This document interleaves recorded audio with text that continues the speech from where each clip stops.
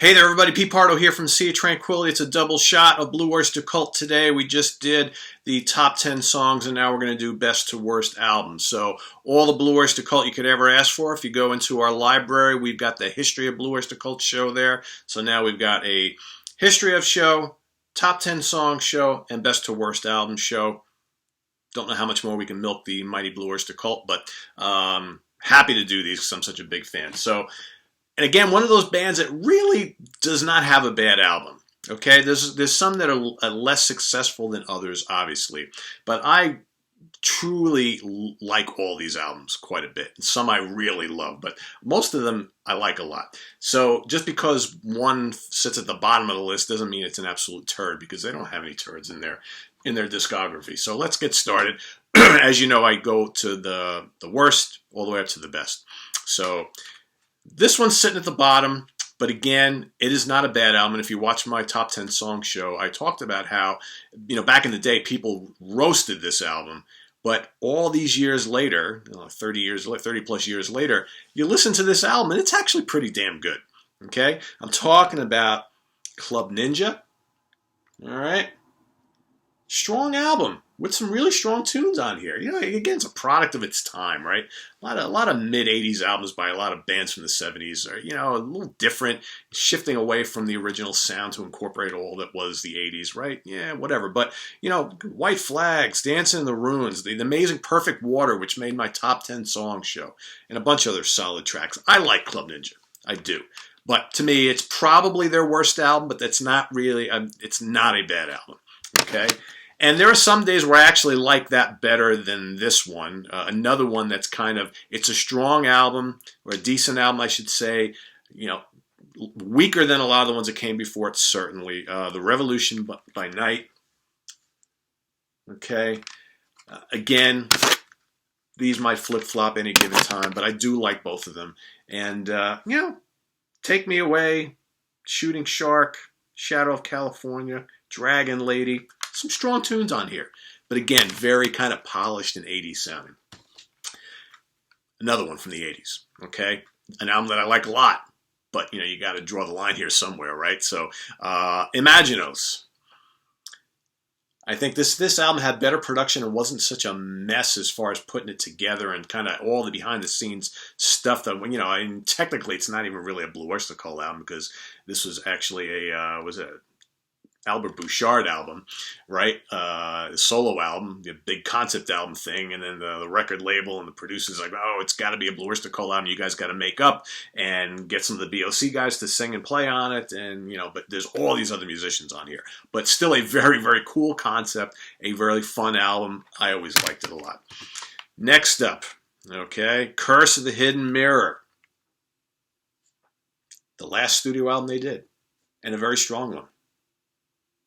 That probably a lot of Blue Oyster Cult, casual to big fans probably never heard. Because that's just the fate of a lot of these classic bands from the '70s, right? It's like they continue to release albums into the '90s and forward, and so many of the fans just like their '70s material and won't even give any new music a chance. But a very, very strong album that I always enjoyed. This one, another solid album. Not a great album, but a solid album. Mirrors. Very polished. Again, some of that early 80s stuff. Actually, no, this was 79, sorry. But this, the band was kind of looking to be a little more commercial. This didn't really sell like they had hoped, although it's got some great material. They went back to do some heavier stuff on the next two albums. But, Dr. Music, The Great Sun Jester, In the title track, I Am the Storm, You're Not the One I Was Looking For. Some really strong tunes on there. But again, lower echelon Blue Oyster Cult. Echelon, I should say, not echelon. Lower echelon Blue Oyster Cult, but a very solid album. As is this one, which at the time, they hadn't released an album in like over a decade. And you listen to this album today, and I guarantee there's going to be a lot of people watching the show that maybe have never heard this album, and you really should. Heaven forbid. This is a heavy album. This came out on the CMC label, which at the time, the Blue Oyster Cult had lost their major label deal, and they were with CBS? Yeah, CBS, and they were looking for any label that would host them, right, and release their album. And CMC, and Sanctuary also were labels that were just kind of scooping up a lot of the hard rock and metal bands from the 70s and the 80s, in the 90s, and were just pumping stuff out, right? And this is a very strong album, and it's one of the band's heavier albums. As you can see by this, ridiculous album cover here, that's kind of what they were going for. But a very strong album with a lot of really good tunes. You listen to this today, it's like, man, that's a good BOC album. And definitely one of their heaviest. So check that out if you haven't. I highly recommend it. All right, Spector's is up next. Great album. I love this album cover too. How cool is that, right? A lot of good tunes on here. Of course, it's famous for Godzilla, but a lot of great songs. Golden Age of Leather. Death Valley Nights is my personal favorite off the album. Nosferatu, Are You Ready to Rock? Celestial the Queen. A lot of really good tunes on there. Next up for me, first album. Transmit Icon MC. Then came The Last Days of May, Stairway to the Stars, Cities on Flame with Rock and Roll. I have that on my top 10 songs. Workshop of the Telescopes. Great early album from them. Really good debut, kind of psyche, hard rock, that sort of thing, a little bit different.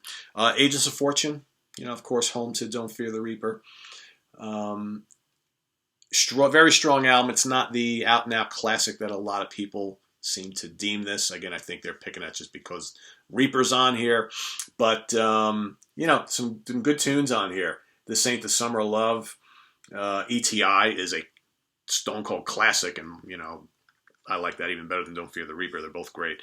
What else we got? The Revenge of Vera Gemini. There's a couple tunes on here I don't like too much, though. True Confessions. Ugh. No use for that. Tattooed Vampire is kind of silly. But anyway, I did a Deep Cuts on Classic Albums video on this album. So you got 4 Blue Oyster Cult videos on this channel you can go check out. So do that. All right, so now the cream of the crop for me. Next up, love this album. It's just, I love the cover. I love the songs. This was a pretty big album for them when I was a kid, or a teenager, I should say. Fire of Unknown Origin. A lot of tunes played on the radio from this one. They played a lot of these live. I mean, the first time I saw them back in 82 or 83, something like that, with Uriah Heep, Mid-Hudson Civic Center, Poughkeepsie, New York. Kind of a mid-sized venue, but they brought out the whole Godzilla head, breathing the fire and shit. A lot of fun. Played a bunch of tunes from this album. I love it. I mean, title track, Burning for You, Veteran of the Psychic War, Soul Survivor, Heavy Metal, Black and Silver, Vengeance, The Pact, After Dark, Joan Crawford, Don't Turn Your Back, top to bottom. Solid stuff. All right. Number 3 for me is the first Blue Oyster Cult album I ever bought. Bought it as soon as it came out. If you watch the Top 10 Song Show, I told a little story about, the record store I got it in and so on and so forth. I bought it for the cover alone because I love monsters and dinosaurs and all that stuff, especially when I was younger. Cultosaurus Erectus, Martin Birch producing. How can you go wrong when you got tunes like Black Blade and Monsters and Divine Wind and Deadline, Marshall Plan, Hungry Boys is not great, Fallen Angels okay, Lips in the Hills, come on, Unknown Tongue, killer album. So the top 2, love these a lot. And I think any fan of like 70s heavy rock has got to love these and has to be listed among their favorite albums from that decade from this band. Certainly, Tyranny and Mutation, my number 2 in this list here of favorite albums.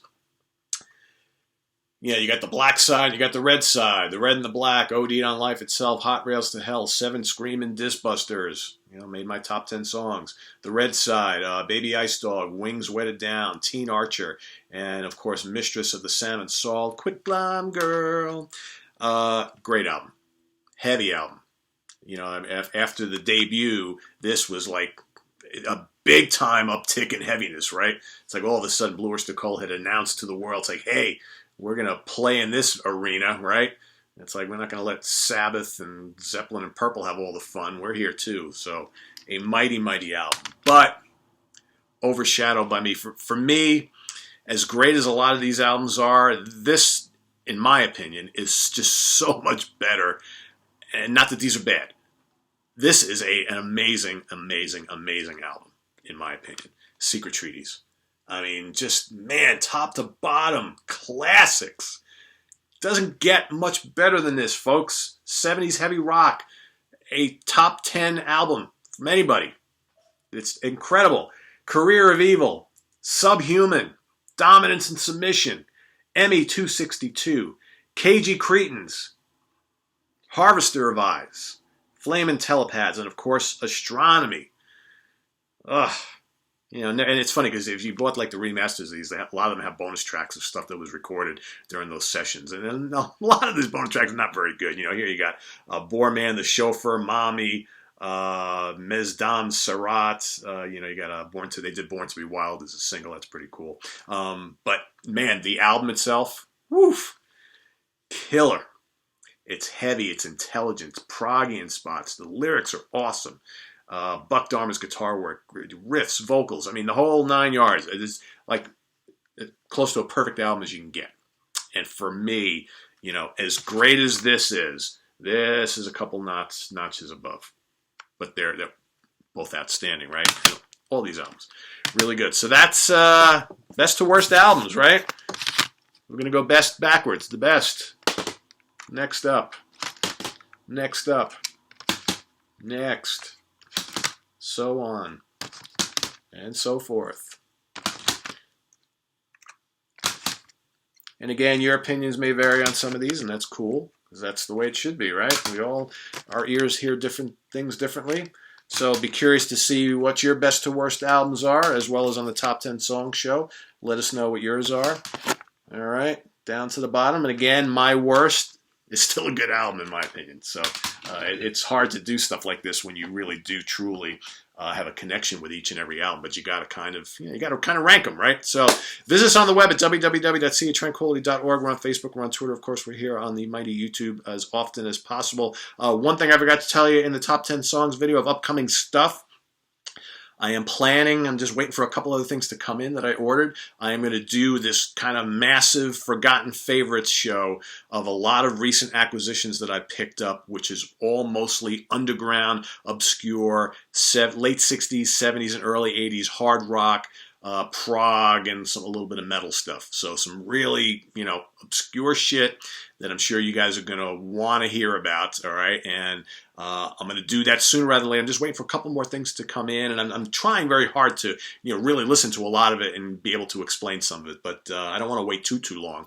because I know I've mentioned this a couple times, and you guys seem pretty excited about it. So I think it'll be kind of a cool follow-up to the underground prog of the 70s shows. I did a main one and a couple underground ones. I did the same thing with hard rock and metal. This will be kind of like a next chapter in those, if you will, because I know people love to discover new underground obscure stuff, as I do. That's kind of like a passion of mine. It's like whenever I see something like, oh, I never heard that from 74. I got to get it, right? So that sort of thing. So I've got a nice stack of stuff that I think you guys will enjoy. So that's coming up too, sooner rather than later. All right, so stay tuned, and more stuff coming tomorrow. Hopefully tomorrow morning. Questions and answers. All right. So stop sending in questions, because I'm already working on all that stuff. So I'll tackle as many of them as I can on tomorrow's show, and all sorts of other good stuff coming up. So stay tuned. See ya.